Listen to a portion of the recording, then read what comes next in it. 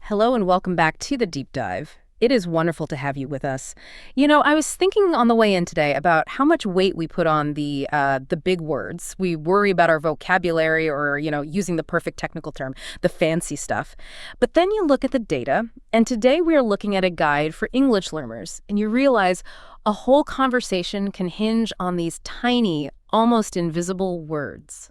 It's funny how that works, isn't it? We tend to just ignore the structural stuff, the invisible architecture. Yeah. But that's really where all the meaning is. Exactly. And today, we're stepping into the ring with two of them, if and when. On the surface, they feel so similar. They both point to the future. I think people swap them without even thinking. But the source we're diving into argues that mixing these up, it's not just a grammar mistake. It's like a psychological one. It completely changes the reality you're presenting. It really, really does. It's the difference between sounding confident and sounding flaky, or as we'll see, the difference between being polite and maybe being a little bit arrogant. And that's what we want to solve today. Our mission really is to stop the guessing game. We want to get you to a place where you use if and when with, total intention, moving from guessing to precision. Precision is the perfect word, because this isn't just about rules, it's about how you see the future. It's your mindset. So let's get into the source. It's a guide on future possibilities versus future plans. But before we get into the weeds, I want you to explain this as if I'm a total beginner, someone who just doesn't feel the difference. What's the fundamental distinction here? Because to me, they both just mean later. They do both point forward, Yeah. and that's the trap. But the source has this sort of golden rule. It all comes down to one thing, certainty. If we strip it all back, if is for things that are possible but not certain, and when is for things that are sure or, very likely to happen. Okay, possible versus sure, but isn't likely a little subjective? It is, but think of it from the speaker's point of view. The source suggests thinking of if as a condition. This is like an open door, but we don't know if anyone's actually walking through it. It's a big question mark. When, on the other hand, is about time. It's a check mark on a calendar. The question isn't if it happens, but at what time. I like that. It's like a vibe check. If feels like you're at a casino, rolling the dice. If I win, it's a gamble. Exactly. And when is the banker? When is gravity? It's just inevitable. They both talk about the future, but your whole attitude towards that future is completely different. One is a gamble, the other is a schedule. Okay, let's unpack if first, the world of possibility. The source gives a few classic examples, but I want to dig into them. First one, if it rains, I will stay home. Now, grammatically, that's simple, but what's really happening in the speaker's life there? Well, it's a dependency loop, right? Yeah. The plant staying home is totally frozen. It needs a trigger, in this case, rain. The speaker is basically admitting, I'm not in control today, the weather is. So it gives you an escape hatch. If I say that and it's sunny and I go to the park, I haven't broken my promise. Precisely. You kept your options open. You didn't commit to staying home. You only committed to the reaction. Okay, second example. Yeah. This is one I use all the time. If you need help, call me. It seems polite, but why if? Why not when? This is where the social nuance comes in. Yeah. If you need help implies respect for the other person's ability. You're saying, Yeah. hey, I think you've got this, but here's a safety net just in case. You acknowledge they might not need help. That's a really good point, because if I flip it, if I say, when you need help, call me, It sounds completely different, doesn't it? it sounds kind of patronizing. It does. It implies their failure is inevitable. Like, oh, you're definitely going to mess this up, and when you do, I'll be here. Right. When you ruin this project, call me. Exactly. So if isn't just about uncertainty here, it's about politeness. You're using the grammar of uncertainty to be kind. That's a huge takeaway. You do not want to tell your boss, when you get confused during the presentation, look at me. Oh, never say that. If is safe. When gets you fired. Okay, third, if example. If I see her, I'll say hello. This one just feels like pure chance. It is. It's the random encounter. The speaker has no idea where she is. Seeing her is the trigger, but we don't have the trigger. It's just random. So the vibe on if is flexible, non-committal, and sometimes socially protective. It's the linguistic version of a shrug.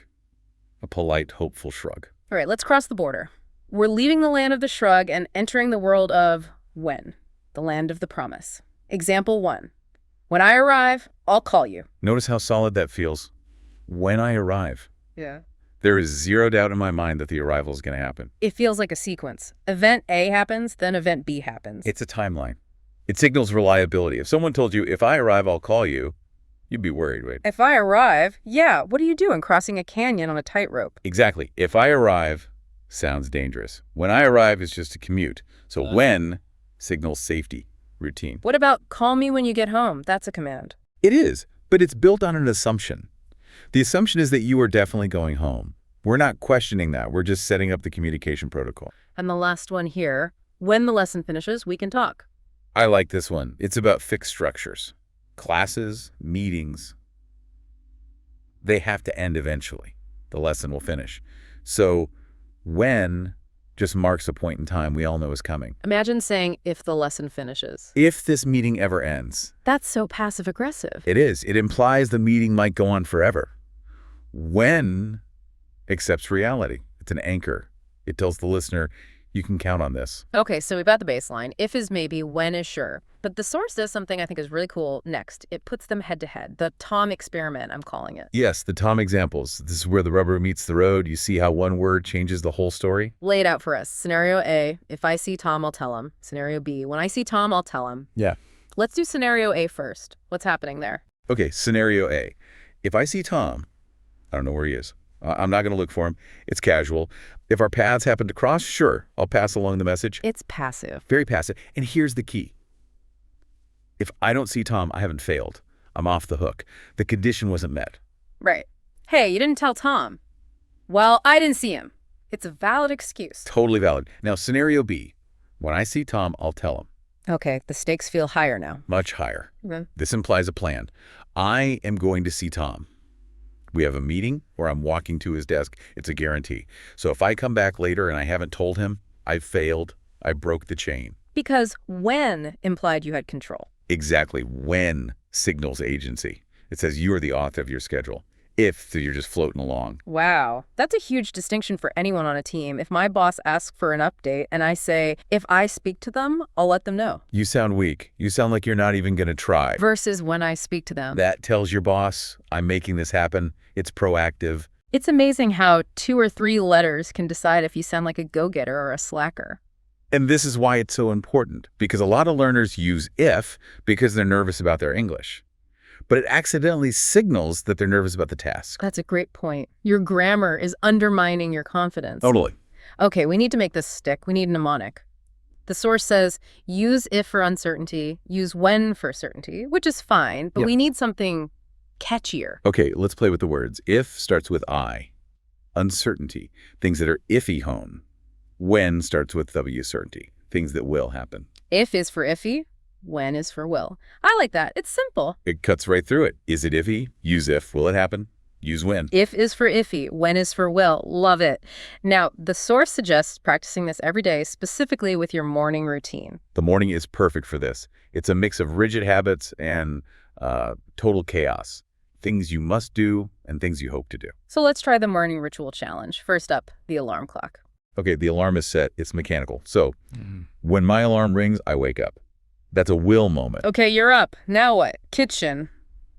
Coffee. For me, that's a when. When I get to the kitchen, I make coffee.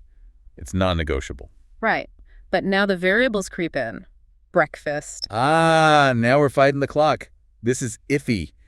If I have time, I'll make a proper breakfast. If not, I'll just grab a piece of fruit. See, that's the switch. You've moved from the will of the coffee to the condition of time. Exactly. And then maybe leaving the house, locking the door. Oh, that's got to be a win. You'd hope so. When I leave the house, I lock the door. A guaranteed part of the routine. So a simple morning is just this dance between if and when alarm, when coffee, if breakfast, when lock the door. And the source's advice is to just narrate this in your head as you do it. When I finish this podcast, if I find a parking spot, it trains your brain to categorize reality on the fly. I love that. Narrate your life. It turns the mundane into a language lesson. Okay, let's bring it all home. We're going to do a little improv, a quick chat where we're just hyper aware of our ifs and whens. Let's do it. Okay, I'll start. When we finish this deep dive, what will you do? If I'm not too tired, I'll go for a walk. Okay. When you go for that walk, take an umbrella. Well, if it looks cloudy, I definitely... And a scene. Okay, that felt pretty natural. Did you feel the shift? I did. When you ask when you go, I felt like I had to give you a solid plan. And when you said, if I'm not too tired, I immediately understood that the future was unstable. I couldn't count on that walk happening. It's like words create worlds. If creates a world with branching paths, when creates a straight line. That's a beautiful way to put it. So before we wrap, I want to touch on something a bit deeper.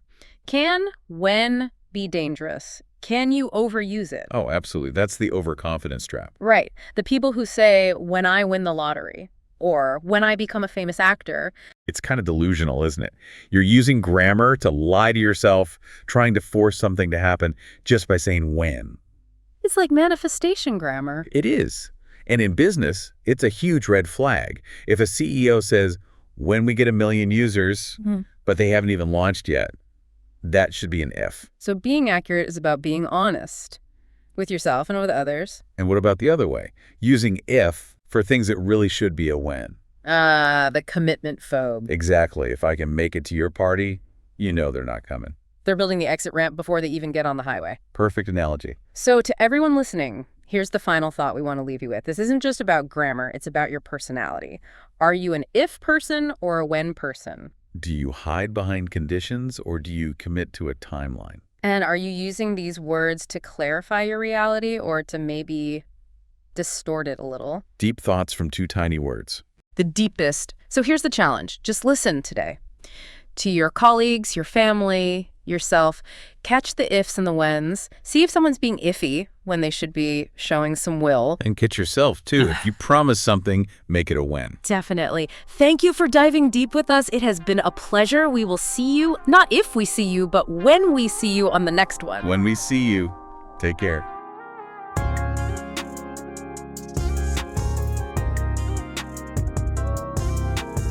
Thanks for watching. Don't forget to subscribe and like the video. See you next time.